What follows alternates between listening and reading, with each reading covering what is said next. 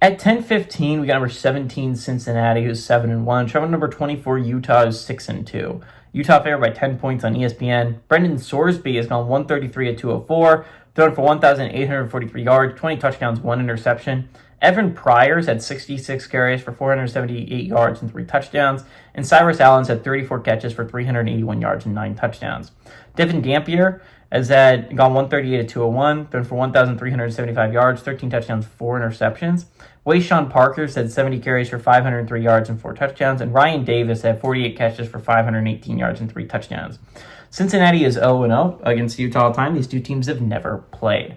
Cincinnati is in a really interesting spot. They sit pretty, when you're talking about the college football playoff picture, they're just out of it, right? They're right behind Oregon when you're talking about at-large resumes.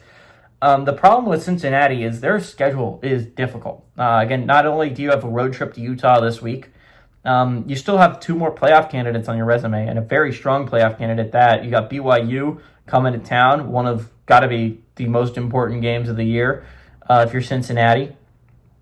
BYU Cougs coming to town, that's going to be a massive game. If those two teams are both, if Cincinnati can be 9-1 heading into that one, and BYU's still undefeated, that'll be undefeated versus undefeated conference play opponents. That'll be a ridiculously important game for the Cougs and for the Bearcats. They also have I believe TCU. I go a trip to TCU coming up, and they have Arizona coming to town. Arizona coming to town is the easy one, and the Wildcats have been anything but an easy out for opponents this year. They took BYU to double overtime. They took Houston to a game-winning kick to beat them. Again, that is a tough Wildcats team.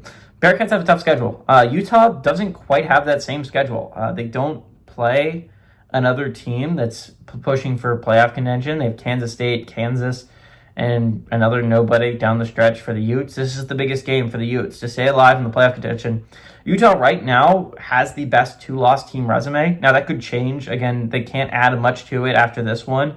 The Kansas State, and whatever else it is not going to add that much to your resume, I fear.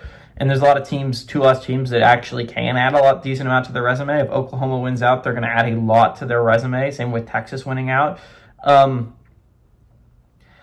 that being said, I think the Bearcats are good here. I think Sorsby is a criminally underrated quarterback. I think we forget about the Bearcats because it's the Big 12, and outside of Texas Tech, none of them really gets all that much hype, even though BYU's currently undefeated. Cincinnati's a 1-loss team. Houston is a 1-loss team. Utah is a very good 2-loss team. I think Cincinnati goes on the road, and I think they pull this off. This is where game day is. This is probably one of the bigger games of the week when you're talking about the college football playoff picture. But I think the Bearcats put a very solid win forward here. Big step, and I think they hand Utah their 3rd loss and eliminate them really from realistic at-large contention. Give me the Bearcats to win. I like the Bearcats to cover that 10-point spread.